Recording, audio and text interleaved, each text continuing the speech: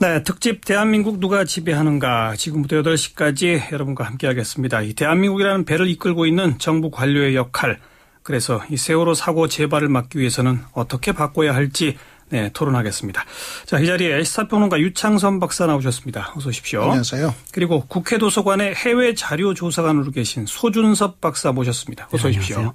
네, 국회도서관의 해외자료조사관이면 신분이 공무원 신분인 건가요? 예. 오늘 관료에 대해서 얘기하는데 직접 관료께서 나오셨네요. 관료는 아니고 공무원입니다. 공무원이 관료죠. 예, 같은 예, 뜻이죠. 예. 네. 나오셔서 일단 감사드리고, 그 국회에 계시면서는 그 정치인들하고 공무원들하고 또 각종 이익 집단들하고 어떻게 작동되고 돌아가는지를 옆에서 많이 보셨겠어요? 예, 관찰할 기회는 있었죠. 그렇죠. 예.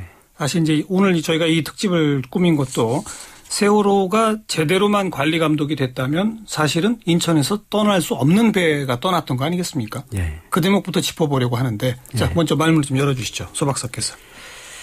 먼저 기성세대의 한 사람으로서 그리고 공무원의 한 사람으로서 이번 사고에 아무런 도움을 되지 못해서 참으로 미안합니다. 예, 예. 저는 이번 세월호 참사를 보면서 세월호가 우리 현실과 너무 닮았다는 생각을 합니다. 예. 노후화되고 폐품화된 배에 관료 집단을 위시로 모든 이익 집단이 달려들어서 평형수는 마구 보내고 복원력은 상실하고 편법 불법으로 화물을 과적하고 예. 이래서 우리 사회가 지금 가장 나쁜 구조로 왜곡 성장한 세월호와 같다는 생각입니다. 참 위험합니다. 예. 유 박사님도 좀. 사실 이번에 사고를 낸 거는 그 해운 회사, 이제 청해진 해운, 예. 예, 그리고 이제 그 선원들이라고 할 수가 있겠고요. 하지만은 또 이제 이거를 이제 참사로 번지게 만들었던 거는 이제 정부의 이제 책임이다, 이렇게 얘기를 할 수가 있겠습니다. 예, 예. 그래서 뭐 이제 관폐화 얘기가 나오는 것도 이번에 이제 보여줬었던 정부의 그 이제 무능, 또 이제 무책임, 이런 것들에 대한 어떤 책임을 이제 추궁하는 그런 뭐 맥락의 이제 얘기가 이제 될 것 같은데요.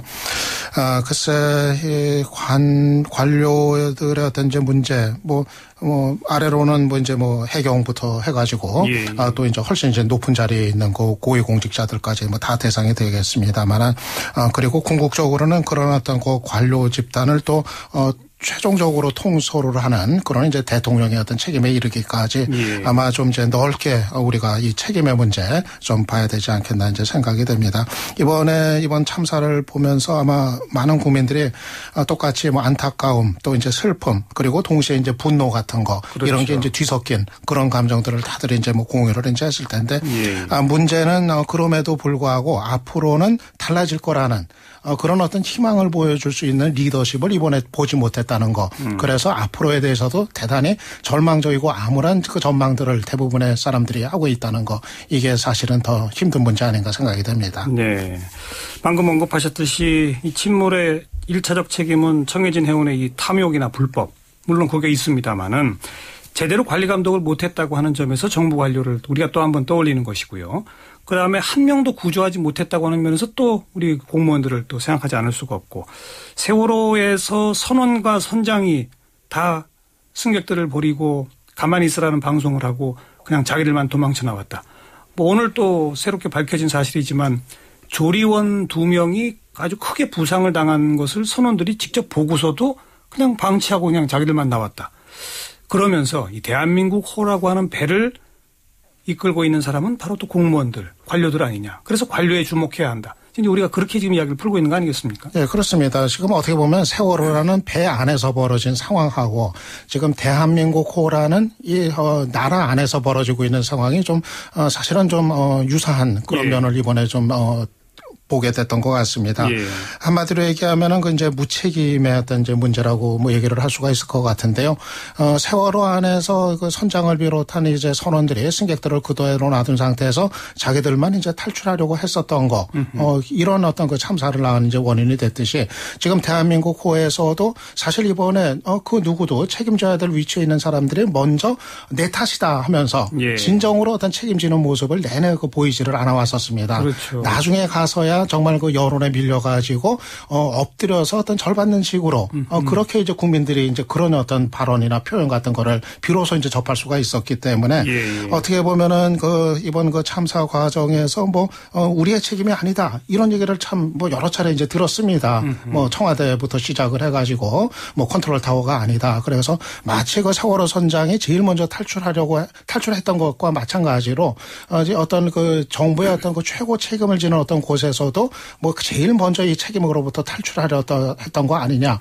그런 모습을 또 이제 보니까는 사실은 지금 뭐 세월호도 문제였지만은 이 대한민국호도 이제 문제 아니냐 이런 생각을 좀 갖게 됐던 것 같습니다. 그 배에 뛰어 올라서 승객을 향해 달려간 해경이 하나도 없었다고 하는 점에서의 또 무책임 지적하지 않을 수 없죠. 예, 저는 해경이 올라갔으면서도 승객 쪽을 전혀 안 보는 쳐다보지도 않는 이 모습에서 이 평소 내가 느꼈던 이 관료들의 행태를 그대로 익숙한 모습으로 봤습니다. 예. 자기는 전혀 항상 무책임하고 언제나 내 규정만 지키고 규정은 항상 빠져나갈 수 있습니다. 그런데 관료는 사실 영어로 퍼블릭 서번트 공공의 노예 공복이죠. 그렇죠. 이게 한자로 말하면 공은 사적인 개인에 반대한다는 뜻입니다. 예. 그러나 이 현실은 정반대로 우리 관료 사회는 공적 가치를 완전히 상실을 하고 있죠. 더구나 87년 이후에 우리가 자유와 민주화가 됐지만은 그 자유화의 많은 과실이 관료들이 차지했습니다. 예. 그리고 그 단임제로 교대두는 그 권력에 틈타 가지고 줄대기를 성행하는 가운데 무책임, 그다음에 전문성 결여, 그다음에 위장적인 그 조직 불리기, 복지 부동이 심화되었고 이것이 정치적인 그 정치권의 무능과 함께 총체적인 국가의 무능으로 결과됐습니다. 예. 이래서 이 관료들이 원래 우리의 그 노예의 공복인데 이 아전이 상전이 되어버린 지금 본말 전도된 우리의 현실을 볼 수 있죠. 소 박사님 언급했듯이 공무원은 국민을 먼저 봐야 되는데 말로는 국민을 먼저 본다고 하면서 사실은 위를 보죠. 주로 위를 보면서 줄대기를 하는 거고 그리고 자기 조직 키우고 자기 조직 보호가 더 앞선다. 그런 말씀 아니시겠습니까?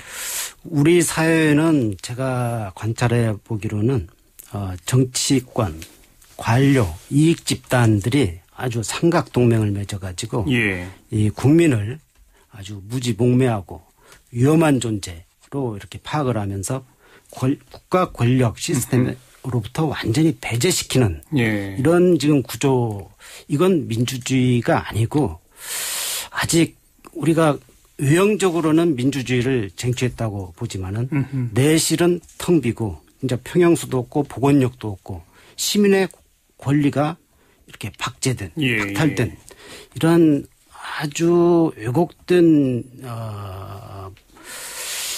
민주주의도 아니고 하여간 절반의 민주주의인데 참 결여된 민주주의라고 볼 수 있습니다. 예, 저는 이번에 그 해경이 그 사고 그 현장에서 초기 대응하는 데 있어서 그렇게 이제 무책임한 모습을 이제 보였던 거. 저는 이거는 뭐 공무원이 뭐 이제 국민을 바라보고 뭐 이제 그런 어떤 뭐 희생을 무릅쓰고 뭐 행동을 해야 된다 이렇게 뭐 거창하게 얘기하기 이전에 가장 기본적인 어떤 그 직업 윤리나 어떤 직업의 어떤 책임성 이런 차원에서도 사실은 좀 납득이 안 되는 장면이었다고 이제 생각이 이제 듭니다. 사실 그 해경 같은 경우는 바로 그런 이제 사고가 났을 때 그 사고 현장에서 사람들의 인명을 구조해내는 바로 이제 그런 일을 하는 바로 이제 그런 이제 사람들 아니겠습니까?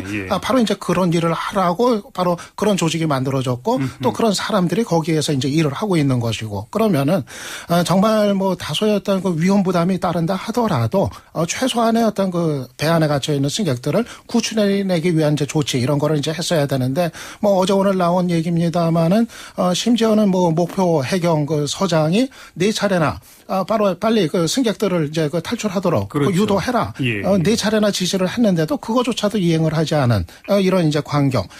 글쎄 이제 소방관들이 뭐 위험하지 않아 가지고 뭐 불길 속으로 뛰어 들어가서 사람들을 이제 구해내고 뭐 그러는 거는 아니란 말입니다. 위험한데도 들어가는 거죠. 그렇습니다. 예. 그게 바로 이제 자기의 어떤 그 직업의 어떤 그 윤리 또는 직업의 어떤 소명의식 뭐 이런 건데 예. 이번에 봤던 거는 참 그러한 장면들이 이제 실종이 된 거 여기로부터 느끼는 이제 참담함이 참 컸던 것 같습니다. 그런데 해경 자신들은 아마 규정상 자기들이 구조 규정이 없을 거예요. 아마 그 조직상으로 구조는 아주 적은 부분이고 예. 대다수는 어민을 단속하고 권한을 행사하는 쪽으로 발달했지. 수사하고 단속. 그렇죠. 자기가 책임을 지고 구조하고 우리나라 공무원 관료 조직이 극히 그런 부분이 취약하고 그런 부분은 전부 비정규직한테 떠넘기고 아하. 싼 값으로 그러니까 사회가 가진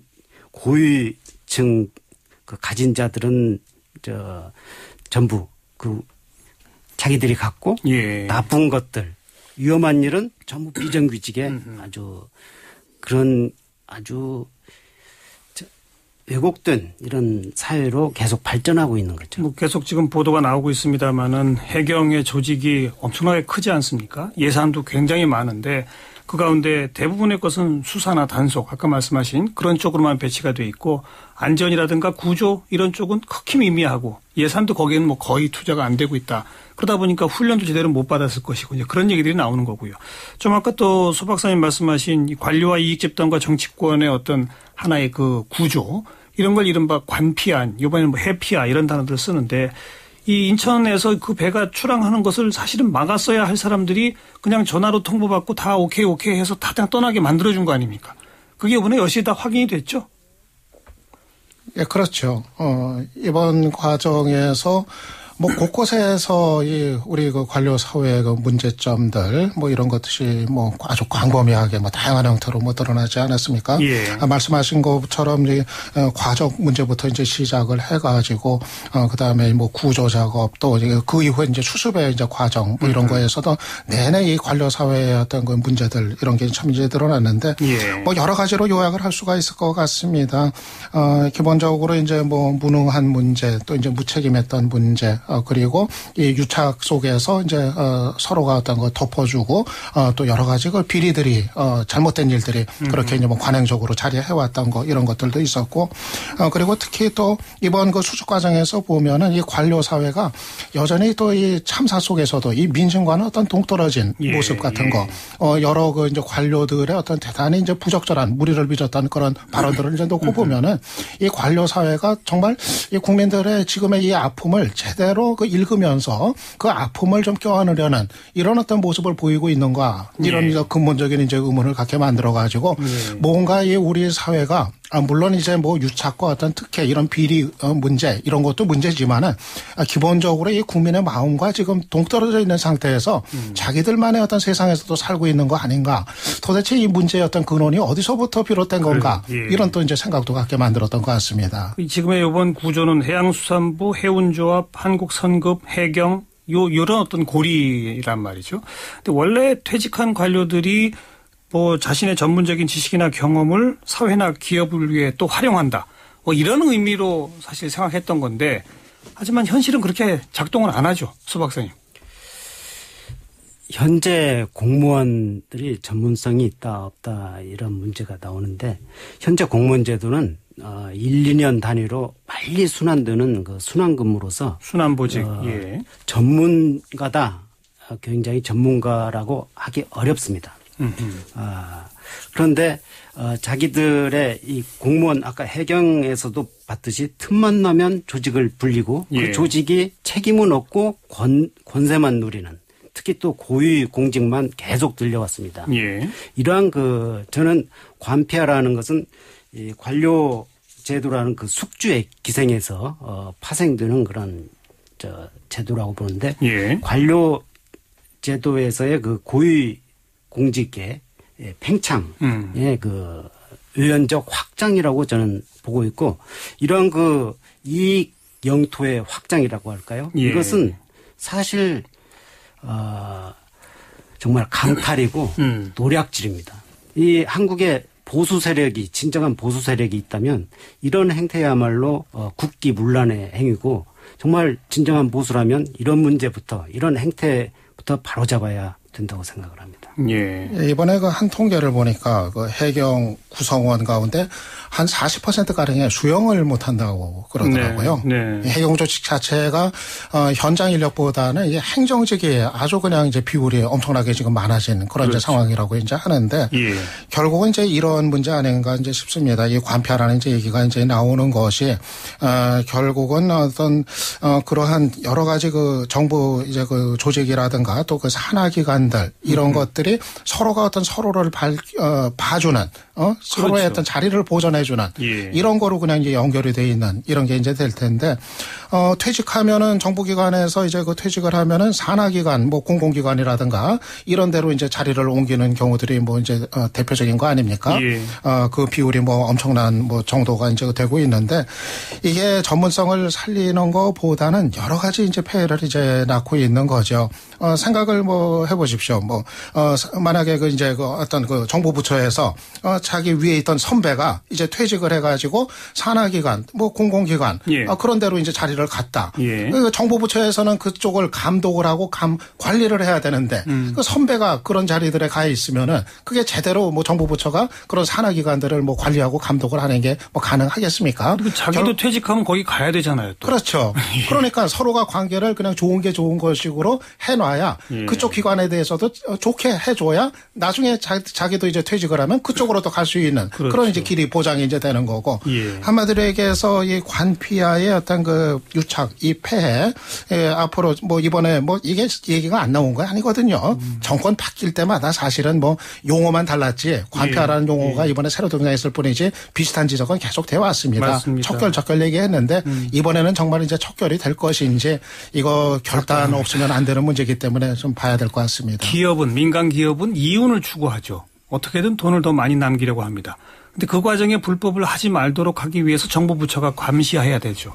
근데 그 감시하는 그 중간 다리에 민간 기업들의 이익 단체가 뭐 관리 감독의 책임을 그쪽에다가 맡긴다든지 이런 어처구니없는 제도를 만들어 준다든가 그렇게 하고 또 그 산하기관 공공기관 같은데 거기에는 또 정부 부처 퇴직 관료들이 거기 가고 그러니까 관리 감독과 감시가 안 되는 거고 이걸 제대로 못하면 또 국회가 해야 되는데 또 정치권과 유착이 있으면 국회도 감독을 제대로 못하는 거고 뭐 아직까지는 이번 사과 관련해서 정치권과의 유착까지는 아직 뭐 제대로 드러난 바는 없습니다만은 몇 가지 의혹들은 있었죠. 이 선주협회의 후원금을 받아서 해외 외유를 뭐 몇 차례씩 다녀온 그런 국회의원도 있었다 이런 게 지금 드러나고 있지 않습니까? 자, 지금 일단 여기까지 우리의 현재 모습 좀 들여다봤는데 우리 청취자분들은 어떻게들 생각하고 계신지 청취자분들의 의견 좀 들어보고요. 계속 토론 이어가도록 하겠습니다. 첫 번째 85번부터 연결되어 있습니다. 여보세요? 여보세요? 예, 자기소개해 주시겠어요? 예, 서울에 사는 김정복입니다. 예, 말씀해 주세요. 저는 이제 한 달 됐는데요. 예.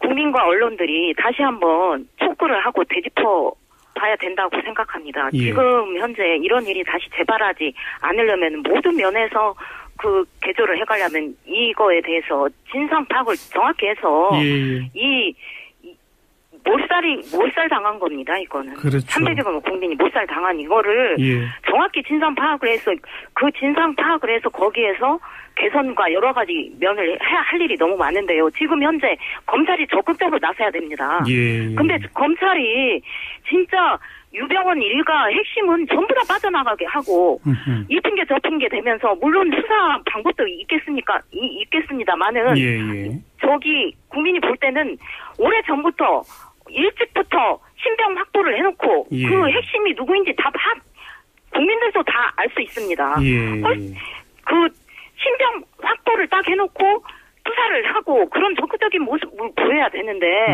너무 소극적이지 않나. 알겠습니다. 핵심은 다 빠져나가게. 그리고 어제 같은 경우에도 무슨 대통령입니까? 유병헌 씨가? 모시러 가는 것 같은 그런 행태를 보이면서 이거는 도대체 다 몸통은 다 빠져나가게 하고 수사를 적극적으로 할 마음이 있으신지 없으신지 정말 언론과 국민은 다시 한 달 됐는데 되짚어보고 진상 파악이 되도록 검찰에게도 촉구해야 한다는 말씀. 한마디만 말씀드릴게요. 한마디만요. 촉구를 해야 될 언론과 국민은 이 시점에서 해야 되고요. 검찰 물론 고생하시는 거 아시는데요. 예. 국민을 보고 해주시기를 부탁드리고 싶습니다. 알겠습니다. 자, 다음 전화입니다. 바로 86번 여보세요. 네, 여보세요? 예, 자기소개 하시겠어요? 예, 부천에 사는 애청자입니다. 예, 말씀하세요. 우선 이번 사고에서 사실 우리를 지배하는 것을 생각해 봤을 때, 예. 이번 그 라디오 주제가 우리를 지배하는 것인데, 우선 제가 봤을 때는 모든 것이 돈인 그런 브레이크 없는 자본주의 사상이라고 봐요. 예. 그리고 사실 이런 사상을 가진 그 권력자하고 상위 1%가 우리를 지배한다고 생각하고 있고요. 사실 세월호 참사는 사실 학살이라고 생각하는데요. 학살? 예. 학살이라고 생각해요. 정말 제가 이 사건을 보면서 유리창을 두드리는 아이들의 모습이 아직도 눈에 너무 선한데요. 네네. 정말 인간의 존엄성하고 생명 이런 건 좀 안중에도 없었던 것 같아요. 사실 예전에 이걸 너무나 크게 보면은 너무 단론으로 가면 안 될 것 같고 일단 이명박 정부가 천박한 비즈니스 플랜들의 정책을 통해서 너무나 많은 규제를 풀어버렸어요. 예. 그러니까 정말로 필요한 규제. 예.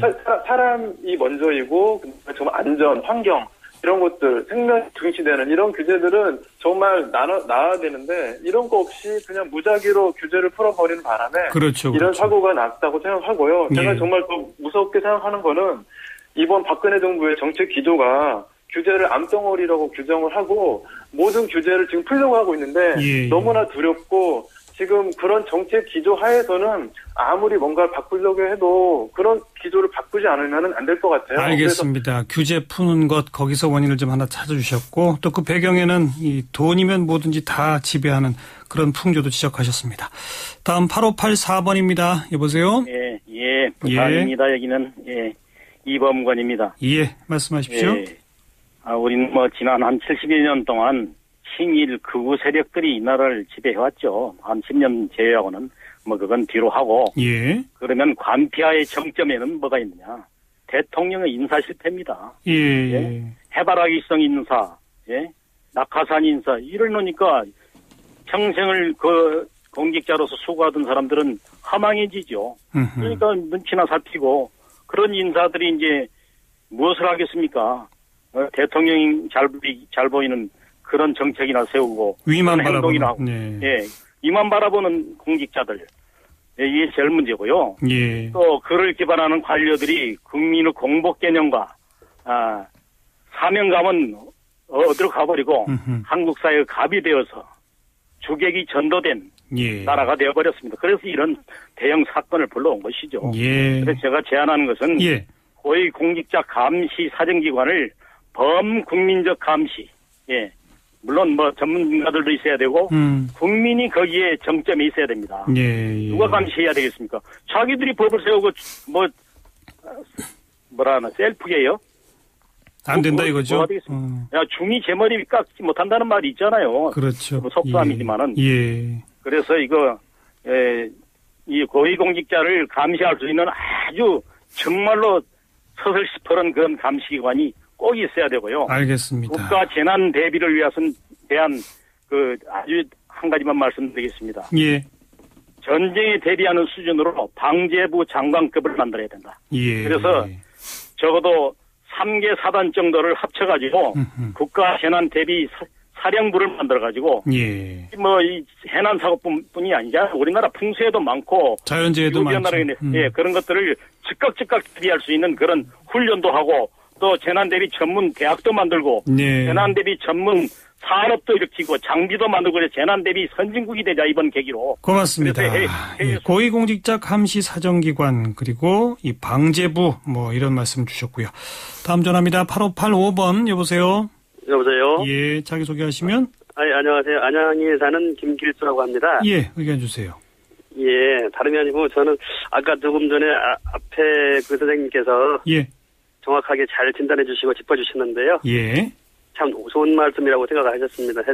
지금 우리 사회 보면은 이 관치 사회하고 관료 사회하고 기업 집단하고 너무나 이익 관계가 엉켜 있는 것 같아가지고 그 괴리가 너무나 깊은 것 같아가지고 정말 어떻게 해결해야 될지 답이 안 나올 정도인 것 같습니다. 보니까 지금 제가 보기에는 그래서 지금 이제 이거를 어떤 식으로든 해결을 해야 되는데 고리를 끊어야 되는데 제가 지금 옛날에는 민주화 시대가 제대로 정착됐을 때는 예.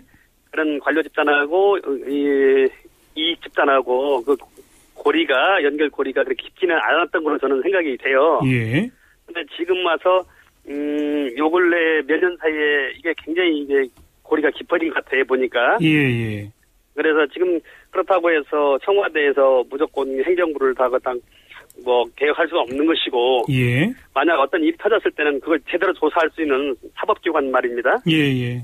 사법기관을 제 생각은 제일 먼저 독립을 시켜서. 사정기관 독립? 예. 독립을 시켜서. 제일 먼저 독립해서 그런 일이 큰 문제가 발생했을 때, 재난이 발생했을 때. 예. 원인 규명을 철저하게 눈치를 안 보고 청와대 눈치 안 보고 할 수 있는 그런 시스템을 만드는 것이 제가 봤을 땐 더 우선적이라고 생각을 합니다. 알겠습니다. 지금 그 뒷부분에 이제 두 분 전화 주신 게 상당히 일치하는 내용인데 정치권에서도 고위공직자 비리 수사처 이른바 고비처, 공비처 해가지고 한동안 논의가 됐는데 결과적으로는 그게 채택이 안 됐죠. 그냥 상설 특검 이런 정도만 지금 입법화가 되어 있는 그런 상태죠, 이 박사님? 네, 그렇죠. 그렇기 때문에 사실 이 관피야 이 문제를 근원적으로 해결하려면 이거를 이제 해체를 시켜야 된다는 얘기가 이제 되는 거거든요. 결탁고리를 끊어야죠. 예. 근데 이게 사실 보통 일은 아닙니다. 이게 당연히 당장 이제 관료 사회에 엄청난 이제 반발이 따르는 이런 문제가 될 거고.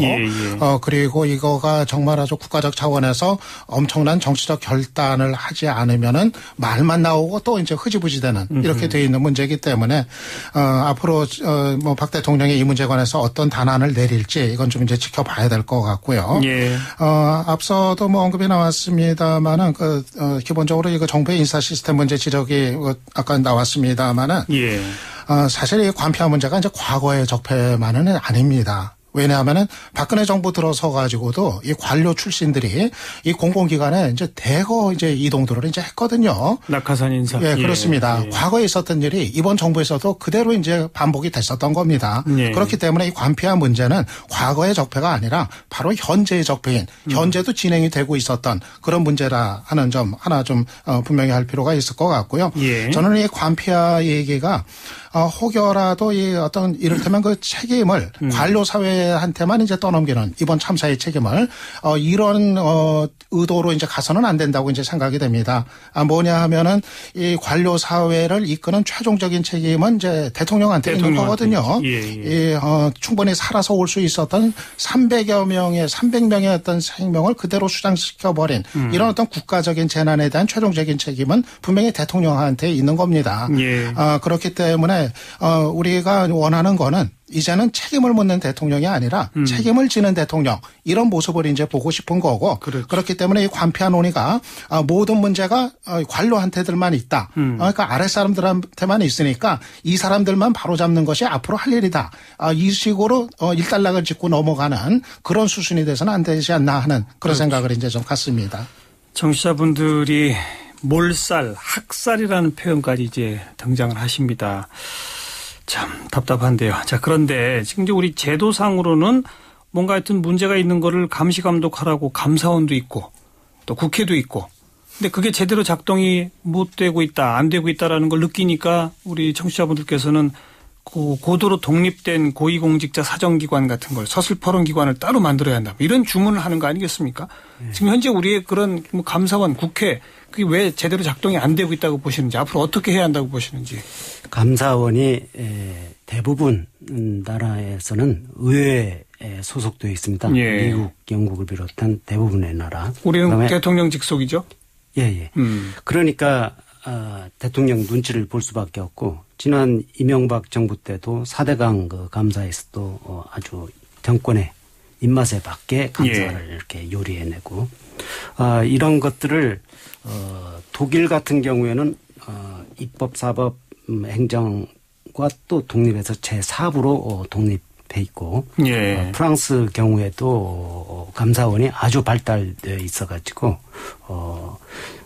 자크 시라크라든지 지스카르 데스탱 총리가 전부 감사직 출신입니다. 그 감사직을 아주 영광스럽게 생각을 하고 훌륭하게 직무를 수행하고 그 프랑스 감사원은 공평 정확, 무사 이런 걸로 국민적 신망이 높습니다. 네. 우리나라는 사실 외국을 선진국이라고 내세우긴 하지만 실상은 우리나라만 이렇게 존재하는 국회, 검찰, 감사원 모두 국제 기준에 부합하지 않고 배우지도 않고 네.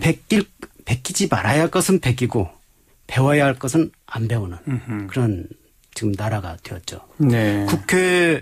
국회도 사실 예를 들어 독일 같은 경우는 정말 국회의원의 업무가 너무 힘들어서 그만두는 사람도 있고 자전거를 타고 다닙니다. 출퇴근하고. 그리고 매주 그 당 정책위원과 매주 소모임을 갖고 정책과 법안을 연구합니다.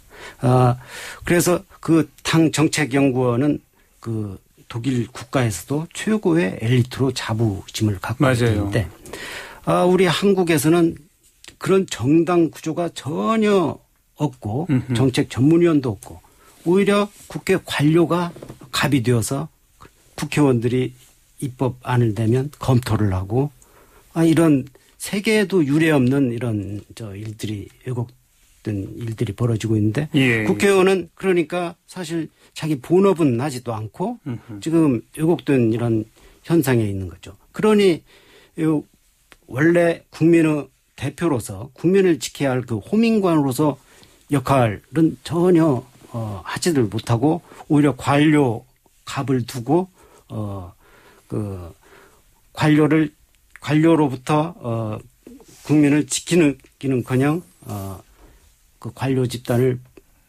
방조하고 예.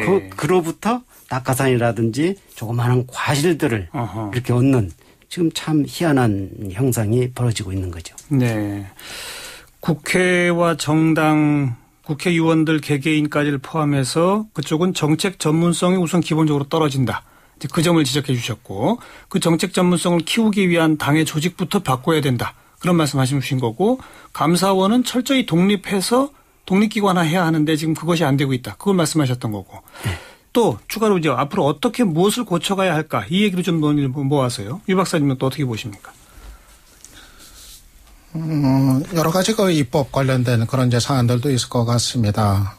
관표의 대표적인 이제 유형 아까 이제 말씀드린 것처럼 퇴직 이후에 이제 산하기관에 이제 자리를 예. 그쪽으로 이제 옮겨가는 거 같은 거 이런 것도 좀 더 이제 엄격하게 이제 그 제한을 하는. 지금은 민간 기업 가는 거 유관된 민간 기업 가는 거는 맡고 있지만 산하기관은 안 맡고 있죠. 네, 그렇죠. 그래서 국회에서도 그런 논의는 있었던 걸로 알고 있습니다. 그래서 맞아요. 일부 그 법안도 발의가 돼 있는 건 있는데 그냥 그 상태에서 그냥 계류만 되고 있고 이런 상황인 거로 이제 파악이 되고 있는데 그래서 이 관피아 문제 이것이 일시적으로 어떤 정치적인 어떤 의지만 가지고 이것이 가능한 일은 아니거든요. 예. 이것이 불가능하도록 하는 어떤 제도화 결국 이제 입법을 통한 어떤 제도화 이런 어떤 근거가 있어야 그렇죠. 지속적으로 이것이 가능한 구조적으로 가능한 이런 일이 되기 때문에 예. 아마 국회에서 이 부분에 관한 이제 논의가 좀 이제는 좀 적극적으로 이루어져야 되지 않겠는가 이제 생각이 이제 됩니다. 예, 산하기관에도 취업을 못하도록 하는 그런 규제 정책 강화 그걸 또 말씀하셨고요. 또요, 소 박사님. 저는 관료제도 자체에 대해서 혁파를 해야 된다고 생각합니다. 어떤 방법이 있을까요? YS가 잘한 일이 거의 없는데 잘한 일 중에 금융실명제와 하나회 해체가 있었습니다. 그렇죠. 하나회 해체 이게 중요했죠. 고시 그러니까 관료의 핵심 조직은 현재 고시입니다. 행정고시, 입법고시, 지금은 없어졌지만 사시라든지 있었지만 그 고시 제도가 군대로 말하면 하나회입니다. 네. 그 핵심 조직을 해체해서 그게 모든 그 선후배 관계라든지 이 기수로 모든 것들이 작동하면서 지금 관료 사회가 작동 그 영향력을 지금 팽창시키고 있는데 기수로 묶인 그 고시 제도를 혁파해야 됩니다.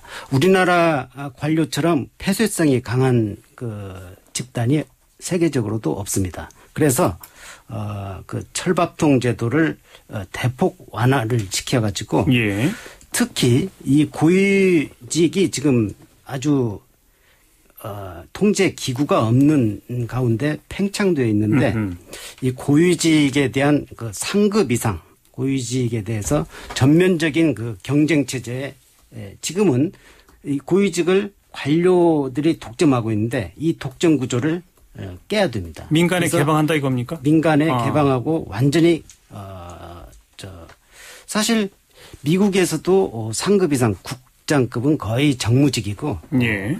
세계 대부분의 나라가 그런 추세입니다. 우리나라처럼 이렇게 입지전적인 뭐 9급부터 장관까지 올라간다. 그건 굉장히 잘못된 현상입니다. 사실은. 그리고 국회 얘기는 뭐 다음에. 알겠습니다. 저는 우리 지금 이 고시제도 언급은 어떻게 보세요, 일단? 이 박사님. 예, 저는 좀 다른 얘기. 저는 이제 우리 관료 사회의 문화적인 분위기라고 할까 이것도 좀 일신이 돼야 된다 이렇게 이제 생각을 이제 합니다. 흔히 얘기하는 이제 뭐 보신주의, 뭐 무사안일주의, 뭐 이런 뭐 얘기가 될 수 있을 것 같은데요. 언제부턴가 이 우리 관료 사회 아주 그 활력을 잃고 위만 바라보는 이런 분위기가 아주 지금 팽배해진, 굳어져 버린 이런 이제 상황인 것 같습니다.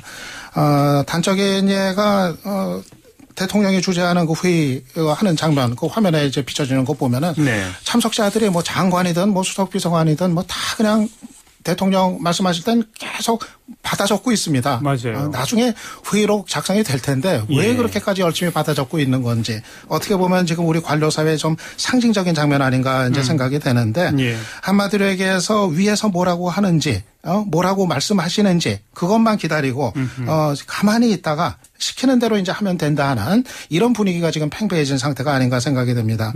제가 왜 이 얘기를 꺼내냐면은 이번 그 참사 이후 그 일련의 그 수습 과정 이런 거를 놓고 보면은 이 관료 사회가 그 한 사람 한 사람들의 그 관료 또는 공무원들이 그 현장 팽목항에서 했던 또는 여기 그 서울에서 또 이 재난대처에 이거 했던 걸 보면은 정말 그렇게 소극적이고 딱 지켜진 형식적인 이런 거로 아주 그냥 그 일관이 된 모습들이 많이 이제 드러났었습니다. 정말 그 좀 더 어떤 그 큰 틀에서 그 유족들 또 실종자 가족들을 좀 이제 껴안고 그들을 위한 여러 가지 적극적인 조치나 어떤 정책들을 내놓고 이래야 될 판에 정말 아주 기계적으로 대응하다가 마음들을 상하게 하고 상처를 주게 하고 또 갈등을 만들고 이런 장면들이 수없이 있어 왔거든요. 저는 이런 문제가 뭔가 이 우리 관료 사회에 지금 아주 그 굳어져 버려 있는 위만 바라보고 그냥 가만히 있는 이번에도 문제가 됐던 게 결국 이제 가만히 있으라. 그게 이제 문제였던 거 아닙니까? 그렇죠. 바로 지금 관료 사회도 우리 관료 사회도 가만히 있는 관료 사회가 돼버린 거 아닌가 생각이 듭니다. 관료 문화까지 지적을 해주셨고 또 조금 아까는 이 고시제도를 혁파하자. 뭐 최소한 상당 부분이라도 고위직의 민간에 좀 개방해서 인재가 왔다 갔다 할 수 있도록 좀 만들어야 한다. 뭐 그런 지적도 주셨고. 또 마찬가지죠. 프랑스 경우에도 상위 하위 모두 외부와 내부 승진 비율을 규정하고 있습니다. 오히려 외부가 더 많죠. 외부에서 특채하는 경우 말이죠. 우리나라처럼 그 진입 장벽, 독점을 깨고 완전 경쟁 체제로 돌아야 지금 같은 그 문화, 아까 관료 문화도 말씀하셨지만은 지금 이 관료 체제에서는 복지부동 할 수밖에 없습니다. 복지부동 누군가 이번에 내려가서 기념 촬영했지만 그 사람도 괜히 뛰다가 그런 거예요. 가만히 있었으면 처벌을 안 받는데 그러니까 모두 그걸 알고 있죠. 가만히 있으면. 알겠습니다. 뭐 이 밖에도 앞으로 어떤 개혁들이 필요한지 여러분의 의견도 기다리겠습니다. 서울지역 전화 2061-8584번부터 8587번까지 넉 대의 전화 열어놓고 기다리고 있고요. 전 또 조금 다른 측면에서 아까 유창선 박사가 우리 관료 문화, 대통령 주재 회의 하는데 전부 이렇게 받아 적고만 있다. 뭐 이런 말씀하셔서 갑자기 떠오른 모습인데 우리는 국회도 너무 큰 것 같고요. 대통령 주재하는 회의장도 너무 큰 것 같아요. 영국의 의회는 초선 의원들은 아예 자리가 없답니다. 뒤에 서서 있어야 할 정도라고 그러고 여야 간에 거의 맞대고 한 1, 2m밖에 안 되는 사이에서 아주 좁은 곳에 모여 앉아갖고서는 정말 치열한 토론을 하지 않습니까? 그리고 뭐 다들 알다시피 미국의 백악관에서는 대통령 집무실 바로 옆에 보좌관들이 있어가지고 수시로 그냥 조그만 테이블에 모여 앉아서 이야기하고 토론하고 대화하고 하는데 지금 우리는 문화 자체가 건물의 구성과 크기부터 너무 권위적이고 고압적이고 관료주의적인 그걸 이미 그냥 상징하고 있는 거 아닌가 이런 생각도 들어요. 예, 지금 국민들이 뭐 뉴스 화면이나 이런 거를 통해서 보는 정부 또는 어떤 그 청와대 회의 장면들 보면은 좀 다분히 이게 보여주기식 어떤 회의 아닌가 이런 인상을 가질 때가 뭐 이제 자주 있습니다. TV 카메라용이에요, 사실. 예, 지난번에도 사실 뭐 저 끝장 토론 뭐 아주 뭐 반나절 동안 이렇게 뭐 토론하고 그런 장면이 또 생중계가 되고 뭐 그런 적도 있지 않았었습니까? 예. 뭔가 좀 더 그 내실이 있는 밀도 있는 어떤 논의와 어떤 토론에 집중할 수 있는 장면 그렇죠. 이런 거는 좀 아니라는 이제 생각이 이제 들어요. 네. 그리고 그렇게까지 이제 생중계되는 그 장면에서 나오는 내용을 많이 보면은 뭔가 어떤 서로 간에 어떤 토론을 뭐 생산적으로 이렇게 하는 장면보다는 이를테면 대통령이 뭐 질책을 하는 그렇죠. 이런 장면들이 이제 부각이 되고 예. 그러니까 이것이 일종의 어떤 실질적인 토론 이런 거 과정이라기보다는 뭔가 보여주기를 위한 일종의 어떤 정치 기획성 회의로 이렇게 돼버리는 거 아닌가 하는 또 우려를 또 갖게 됩니다. 앞서 말씀드린 좀 위만 바라보는 어떤 그 관료 사회의 어떤 문화 바로 이런 것과 연결이 돼 있는 거 아닌가 또 생각이 듭니다. 권위주의 혁파를 우리가 이 군사정권 이후에 계속 외쳐왔지만 여전히 강고하게 우리 관료 사회를 지배하고 있다. 다시 한번 또 확인하게 되고요. 자, 우리 청취자분들은 어떤 대안들을 또 제시하실지 전화 연결도 해보겠습니다. 먼저 8585번부터 연결합니다. 여보세요. 예, 안녕하세요. 예, 자기소개하시고요. 예, 저는 광진구의 정태성이라고 합니다. 예, 말씀하세요. 어떻게 하면 되겠습니까? 아까 뭐 감사제를 강화해야 된다는 말씀에 적극 동의하고요. 예. 예, 저는 그 감사제를 그 국민들이 시민감사제를 도입했으면 좋겠습니다. 예. 그 국민대심원단이 있듯이 예. 이 사람들은 내부적인 어차피 감사원이라는 것도 같은 공무원들이기 때문에 네. 그거 바뀌지 않을 거라고 보고 예. 외부에서 뜯어 고쳐줘야 되거든요. 예. 예. 안 그러면 예. 이제 더 골마서 더 힘들어질 것 같으니까 내부적인 것보다는 외부적인 시민들이 직접 참여해서 감사를 하는 거가 더 낫지 않겠나 이런 생각을 하고요. 알겠습니다. 시민감사제 도입을 제안하셨고요. 다음 분입니다. 8586번 여보세요. 여보세요. 예, 자기소개하시면. 예, 저는 뭐 경기도 수원 이상철이라고 합니다. 예, 어떻게 하면 좋겠습니까? 예. 글쎄요, 뭐 제가 봤을 땐 참 답답한 현실인데요. 네. 어떻게 보면 산업화 시대 이후부터 좀 빨리빨리 문화가 좀 이런 큰 재앙을 부르는 그런 시초가 되지 않았나. 예. 그런 생각이 듭니다. 그래서 첫째 좀 사람의 좀 목숨을 좀 귀하게 여기는 그런 사회 문화가 좀 기본적으로 우리 사회 전반에 좀 뿌리를 내렸으면 좋겠습니다. 예. 예, 먼저 뭐 빨리빨리 좀 말 싫어, 좀 말 싫어, 뭐 싫어 되잖아 이런 식 문화가 좀 서로 좀 이게 좀 앞으로는 없어져야 되지 않을까 싶은 생각이 듭니다. 네, 알겠습니다. 또 다음 분입니다. 8587번 여보세요. 여보세요. 예, 자기소개하시면. 네, 대전의 김영묵입니다. 예, 말씀하세요. 네, 저는 어떤 이런 사건을 보고서 가장 제가 좀 명심해야 될 게 예. 국민들이라고 생각하거든요. 예. 우리 국민들이 뭐 잘못했다는 게 아니고 내일 이제 6월 4일도 이제 선거가 있는데 제대로 보고 제대로 뽑아야 된다. 예. 불법 탈법한 사람 뽑아주지 말고 특정 당이라고 뽑아주지 말고 지금 이해 못하게끔 국회의원이 된 분들이 많거든요. 그걸 보면 나는 무조건 나가면 당선이 된다. 난 여기만 하면 된다. 근데 또 국민들이 그걸 찍어줘요. 네. 또 당선을 시켜줘. 그럼 그분들이 국물을 알기를 어떻게 보겠어요? 그렇죠. 나는 나가면 되니까 그냥 가서 대충 하고 다음에 공천만 받으면 된다. 이 생각밖에 가겠습니까? 네. 저는 국민들부터 진짜 마음 굳게 잡고 그냥 사람이 먼저다는 생각을 갖고 하나의 투표권이라도 확실히 깨끗하게 할 수 있는 그런 사회가 됐으면 좋겠습니다. 예, 알겠습니다. 자, 다가오는 선거 국민들의 투표권 소중하게 행사합시다. 이런 말씀 주셨고요. 한 분 더 8584번입니다. 여보세요. 네, 안녕하세요. 예, 어디 누구신가요? 예, 논현동의 서종호라고 합니다. 예, 말씀 주세요. 예, 제가 요번에 너무 큰 희생을 치르고 이런 교훈을 또 얻게 되는데 너무 희생이 얻는 교훈에 비하면 희생이 크다고 지금 생각이 되고요. 예. 우선 좀 구체적으로들 좀 따졌으면 좋겠어요. 첫 번째는 정부에서 과연 어떤 그 다음에 대책들을 가지고 있는지를 예를 들면 후쿠시마 원전 같은 경우도 우리가 좀 교훈을 삼아야 되는 부분인데 그런 큰 사건들이 있을 때 과연 구체적으로 정부에서 어떤 매뉴얼을 가지고 있는지 두 번째는 국민은 거기에 맞게 어떤 행동을 해야 하는지. 예. 또 세 번째는 언론도 과연 거기에 맞는 어떤 행동들을 해야 되는지를 좀 그렇죠. 구체적으로 정확하게 좀 따져봐야 될 것 같고 그 부분을 국민에게 좀 공개적으로 고지를 할 필요가 있지 않을까 그런 생각이 듭니다. 예.